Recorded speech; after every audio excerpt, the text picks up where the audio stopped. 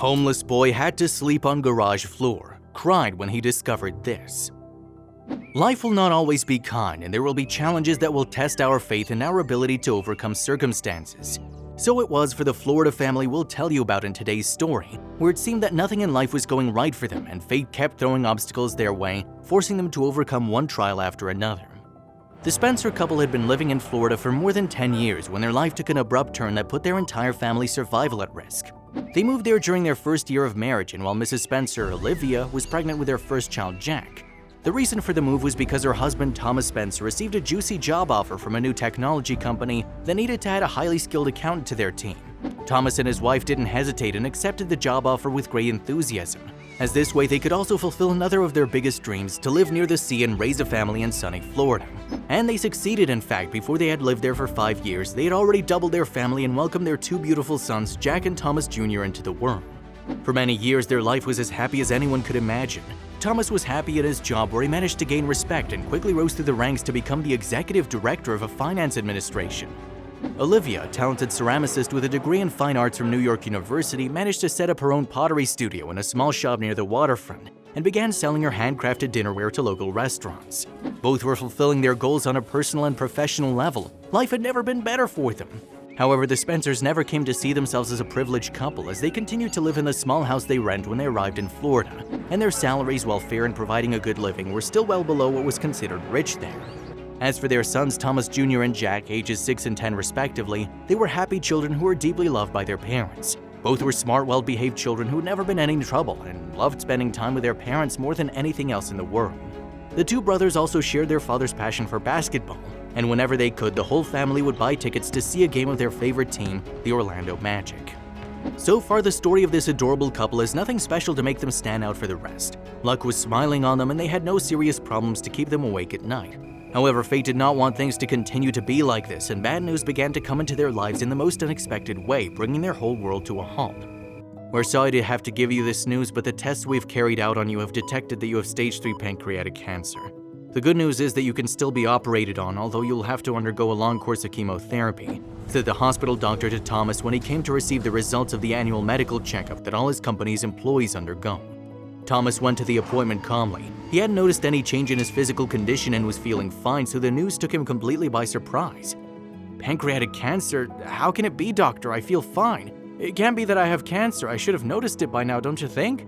Thomas said to the doctor very nervously. He'd started sweating and his hands were shaking. Thomas had always been a polite and calm person, but that attitude wasn't like him, and the doctor didn't take it into account. Take it easy, Mr. Spencer. Please listen to me carefully. I know what I've just told you is very hard to digest, but you must do it in fast. The sooner we begin treatment, the sooner I can operate, and the better your chances of survival. I'm sorry to be so direct, but I believe that being honest with my patients is the best way to deal with the diseases they have. The doctor explained as tactfully as he could while he approached him to try and calm him down. Thomas had stopped looking him in the eye and was about to burst into tears. I'll do whatever you say, doctor, anything. My family needs me and I can't bear to have to say goodbye to them. It's not my time. I'll fight till the end. When do we start? Thomas ended up telling him with tears in his eyes as he clenched his fists and got used to the idea of everything he would have to overcome in the coming months. But the idea Thomas had in his mind about everything that would have to happen was far from what actually happened. His and his family's life changed completely after he fell ill, and their well-being and financial stability, something they'd never had to worry about before, began to teeter dangerously months after he started his chemotherapy sessions. Olivia tried to keep the children away from the hospital and try not to let their routines be too affected by their father's illness, to no avail. The children asked more and more questions and realized that something was wrong. Week after week, they watched as their father struggled to survive against the cancer, languishing under the force of the treatments and leaving him with barely any strength. After 9 months of intense treatments, Thomas was finally able to undergo a dangerous operation that would ultimately save his life. However, the cost of his recovery to him and his family was much higher than they could have imagined. Thomas was unable to work for years after the operation. His recovery was very slow and painful and prevented him from doing almost any normal day-to-day activity. Olivia and the children stayed by his side all the time to help him during all the months he was bedridden and unable to move. We'll never leave you alone, Daddy. No matter what happens, we'll always take care of you and stick together, his children told him one night when their father was very weak. The children helped him eat and take his medicine. Spending time in their company was the best therapy for him. However, although the family felt more united than ever against adversity the entire time, Thomas was unable to work, which eventually drained the family's financial capacity. All their savings had vanished during the first year of treatment, and now a year later, they still had to pay for the cost of surgery and recovery care. Expenses were mounting and the family's money was running out by the minute. Not even Olivia's sacrifice, being forced to downsize, close her pottery studio, and start working 2 jobs to try to fix the situation, was enough to pay the medical bills that kept mounting as the weeks went by. Despite all their efforts, the Spencers eventually lost their home, and with their father still convalescing, the family was forced to pack up and move temporarily into a spare room at a close family friend's house. With rent prices skyrocketing in Florida, the family couldn't afford to rent another smaller apartment to live in. And while they were always happy to still be together, they all silently dreamed of the day they could all be back in a place they could call home again. After a couple of months and knowing that they wouldn't be able to live at their friend's house forever, the family moved into a hotel in pretty bad shape that they checked in and out of daily. It was the only viable option with the little savings they had left. This routine became exhausting, but they had no choice if they didn't want to end up on the streets. In spite of everything, the children's parents tried to shower their children with love and told them that soon it would be over and they'd be able to return to their own home. The couple wanted their children to know that despite everything that had happened, they were safe and secure as long as they were together. There's strength in numbers, and family's the strongest bond there is. Dad and Mom are going through a hard time right now, but we love you madly and we'll never let anything bad happen to you. Trust my children. As long as we stick together and love each other, everything will work out. I can feel it. Olivia told her children one night when the oldest child, Jack, asked her when the situation would end. Weeks continued to pass and the family still couldn't find a solution. But instead of taking it out on the kids, Olivia decided to do something different and use TikTok to release her emotions and ask for help. She posted a video that quickly went viral saying, "When you've been homeless for over half a year, your kids have been sleeping on the floor of a garage, you have 3 days left in your temporary housing, and you've been denied another place to live because the rental crisis in Florida is out of control. This is what's happening, this is our reality, and I don't know what to do anymore to get my family a home again."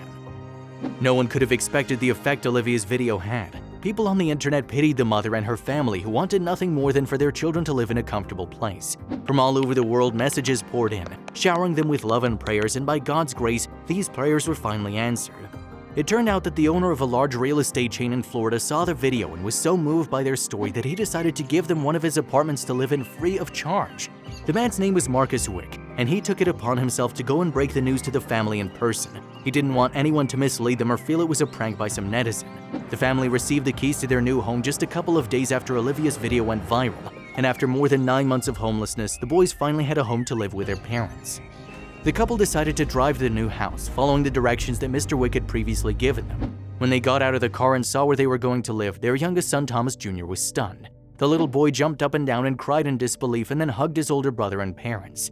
The Spencers' sadness had come to an end, and they would never again have to worry about not knowing where they would sleep the next day. "Mom, we made it, it's our house," he shouted. He needed to let off steam and was relieved that at last he no longer had to sleep on a garage floor. The boy had his own space at home. Olivia also recorded that exciting moment and shared it through her social media to show her joy and appreciation for what they'd done for her family. Upon seeing the second video, people on the internet couldn't help but share their comments about the family's plight and express their full support. One of them praised the older brother for comforting his little brother when he started crying.